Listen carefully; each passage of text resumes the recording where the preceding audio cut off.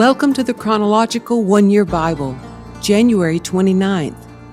Today's reading is from Job chapter 35, verse 1 through chapter 37, verse 24. Then Elihu said, "Do you think it is right for you to claim I am righteous before God? For you also ask, what's in it for me? What's the use of living a righteous life?" I will answer you and all your friends too. Look up into the sky and see the clouds high above you. If you sin, how does that affect God? Even if you sin again and again, what effect will it have on Him? If you are good, is this some great gift to Him? What could you possibly give Him? No. Your sins affect only people like yourself, and your good deeds also affect only humans. People cry out when they are oppressed. They groan beneath the power of the mighty.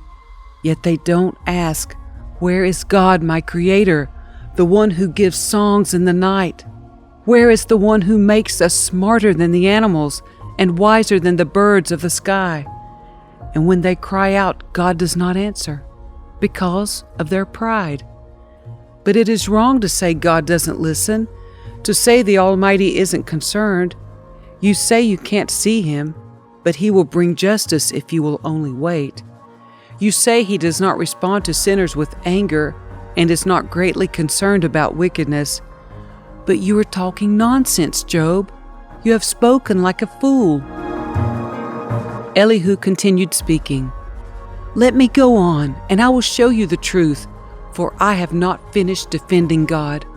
I will present profound arguments for the righteousness of my Creator. I am telling you nothing but the truth, for I am a man of great knowledge.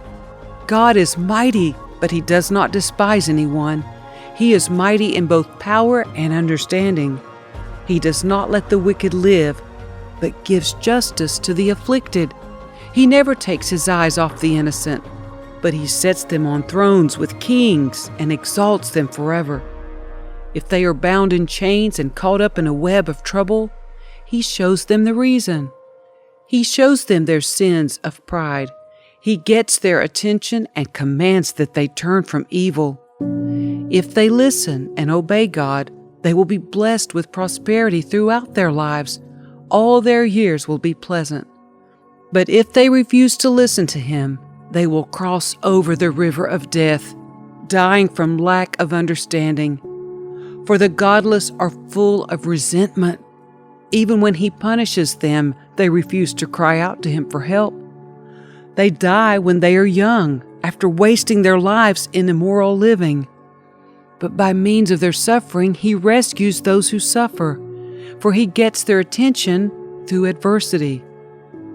God is leading you away from danger, Job, to a place free from distress. He is setting your table with the best food. But you are obsessed with whether the godless will be judged. Don't worry. Judgment and justice will be upheld. But watch out, or you may be seduced by wealth. Don't let yourself be bribed into sin. Could all your wealth or all your mighty efforts keep you from distress? Do not long for the cover of night, for that is when people will be destroyed. Be on guard. Turn back from evil, for God sent this suffering to keep you from a life of evil. Look, God is all-powerful. Who is a teacher like Him? No one can tell Him what to do or say to Him, "You have done wrong." Instead, glorify His mighty works, singing songs of praise. Everyone has seen these things, though only from a distance. Look, God is greater than we can understand. His years cannot be counted. He draws up the water vapor and then distills it into rain. The rain pours down from the clouds, and everyone benefits. Who can understand the spreading of the clouds and the thunder that rolls forth from heaven? See how He spreads the lightning around Him, and how it lights up the depths of the sea? By these mighty acts He nourishes the people, giving them food in abundance. He fills His hands with lightning bolts and hurls each at its target. The thunder announces his presence. The storm announces his indignant anger. My heart pounds as I think of this. It trembles within me. Listen carefully to the thunder of God's voice as it rolls from his mouth. It rolls across the heavens, and his lightning flashes in every direction. Then comes the roaring of the thunder, the tremendous voice of his majesty. He does not restrain it when he speaks. God's voice is glorious in the thunder. We can't even imagine the greatness of his power. He directs the snow to fall on the earth and tells the rain to pour down. Then everyone stops working so they can watch his power. The wild animals take cover and stay inside their dens. The stormy wind comes from its chamber, and the driving winds bring the cold. God's breath sends the ice, freezing wide expanses of water. He loads the clouds with moisture, and they flash with his lightning. The clouds churn about at his direction. They do whatever he commands throughout the earth. He makes these things happen either to punish people or to show his unfailing love. Pay attention to this, Job. Stop and consider the wonderful miracles of God.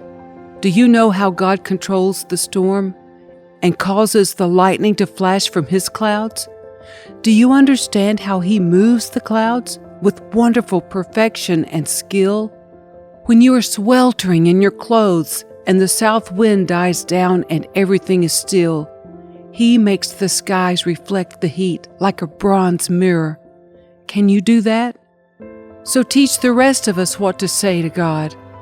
We are too ignorant to make our own arguments. Should God be notified that I want to speak? Can people even speak when they are confused? We cannot look at the sun, for it shines brightly in the sky when the wind clears away the clouds.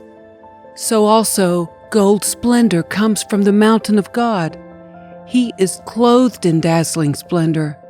We cannot imagine the power of the Almighty, but even though he is just and righteous, he does not destroy us. No wonder people everywhere fear him. All who are wise show him reverence.